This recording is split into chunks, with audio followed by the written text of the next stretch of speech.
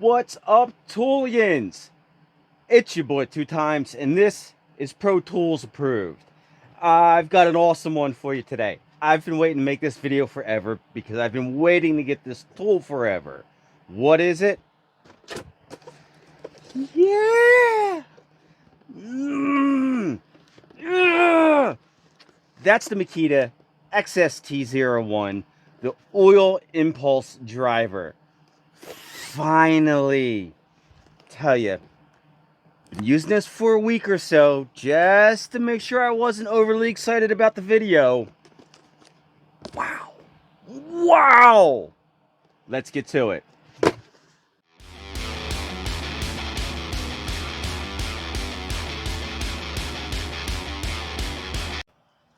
All right. Okay. Got the decibel meter set up 2 feet away from these fasteners. I'm gonna run a couple in with the oil impulse driver and the XST19.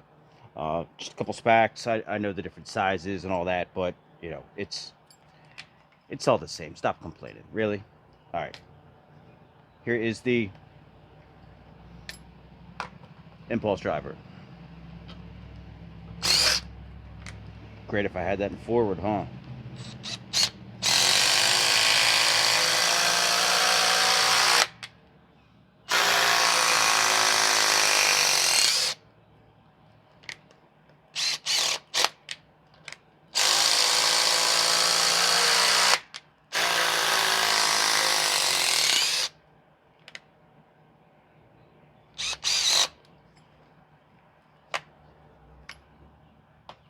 The 19.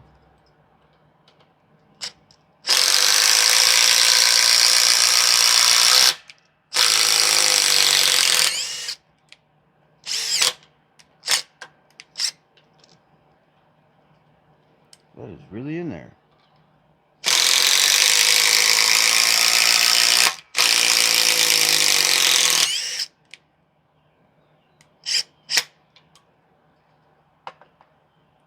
Let's run the impulse driver again.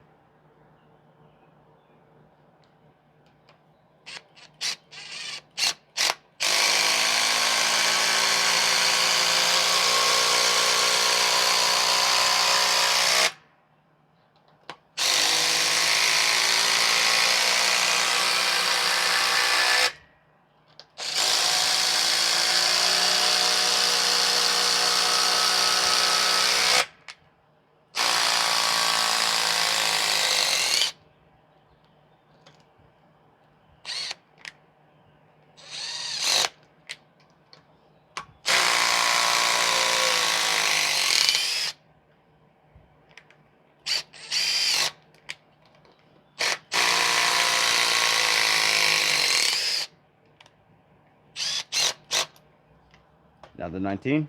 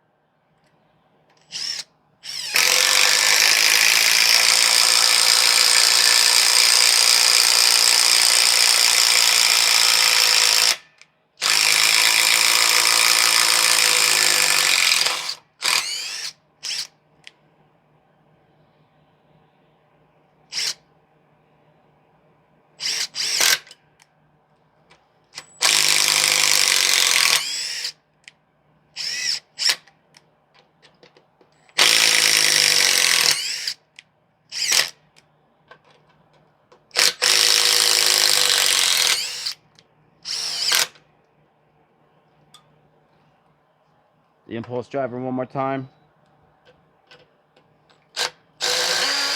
Oh, that's a much bigger one.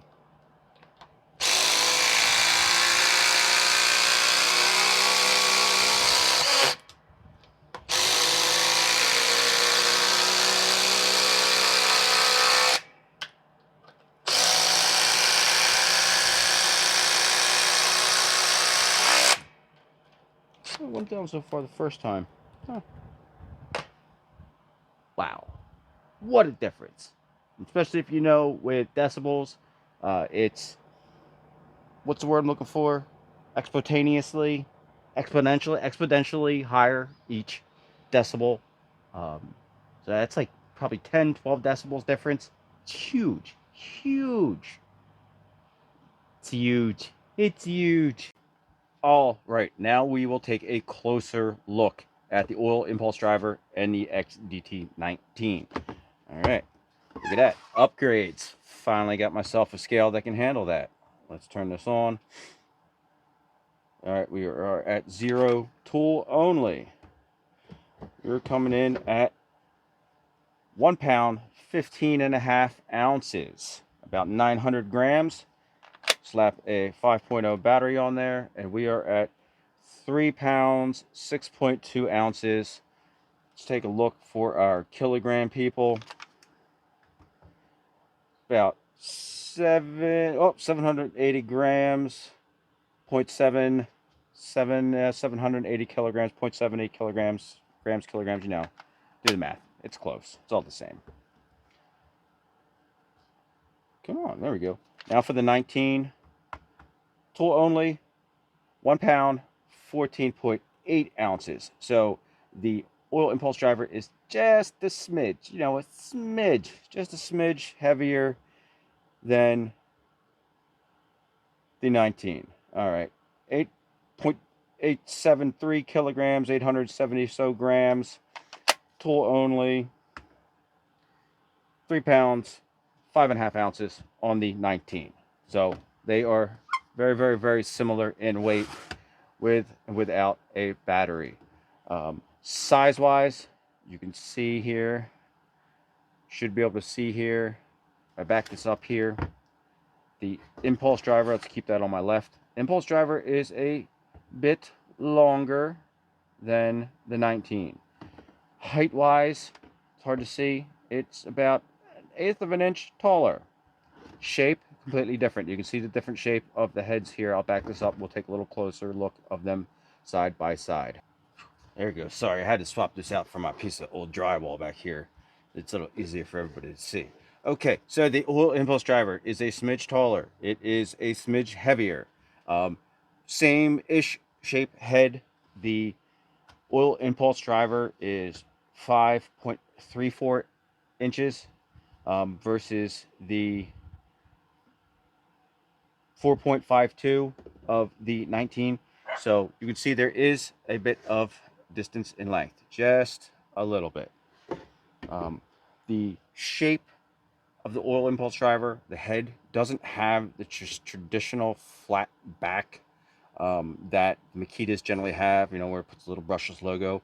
This is kind of egg shaped, and it is round-ish. You know, obviously as for that oil impulse drive mechanism versus the flat back of the 19 and the other impacts. The only other real difference on the outside, yes, it does have the glow-in-the-dark ring that we all have come to love. The lighting is different. There is one LED versus the two on the side that they have. Watch your eyes now. One LED. It's got these little windows on the side, so it's cool. Except using it this week, I noticed that if I'm holding a fastener, you know, this way, and I'm going to drive like this, you know, I'm blocking the, you know, like you're gonna hold in, you know, any kind of screw and put it in. I'm blocking the light, so I get a dark spot, a shadow on the screw of the fastener that I'm driving, and I just wasn't used to it because all the impacts and drills that I've been using, you know, for the last X amount of years or whatnot have had ring lighting or LEDs on both sides. So I did notice that right away. It was, you know, like, "Urgh." But then again, you know, the oil impulse driver is model number 01. Makita ups their model numbers each generation they have. 01, it's the first generation. It hasn't been changed. It hasn't been updated because it's damn near perfect. Near perfect.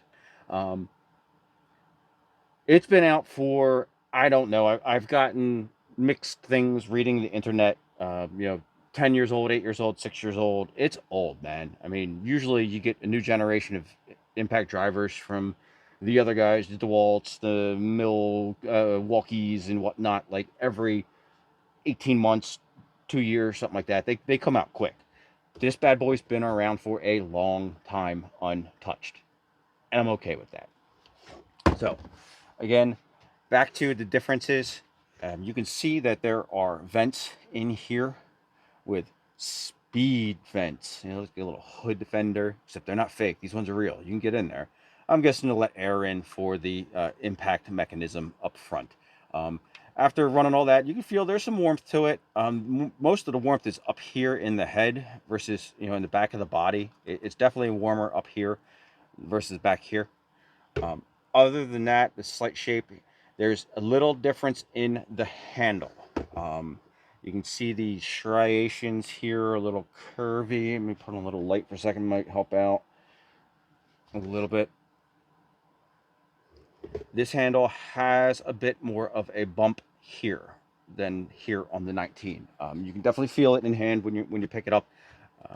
Just a little difference where your fingers are at right there versus on the 19. Minimal, but it is different. As far as modes go on this, let's see if I can get that close enough to see without being obnoxious. This is, you know, your light. Hold it in for, well, if you hold it in for a second, turn your light on, turn your light off button. Other than that, you have your T for Tighten, S blank H, soft, medium, hard. That's special Tighten mode, soft, medium, hard, slow, medium, high. I don't know, however they want to say it. And a 3-bar battery indicator just to fill out the panel there a little bit. Now this tightening mode is a little different. It's a little touchier than some of the other tightening modes that are out there. I really do like this tightening mode, especially when you're just brain dead driving screw after screw after screw after screw on a deck or something, or even doing framing, and you don't want to blow screws into your wood, you know, just driving past the surface. Let's take a look at that tightening mode real quick, and then we'll get back to the, I don't know, whatever this is. Alrighty, it is a quick insert collet as well. Pop right in. You do need 2 hands to take it out. It doesn't ejecto bitto alto across the room. But let's put a couple of screws in here. Got tightening mode on.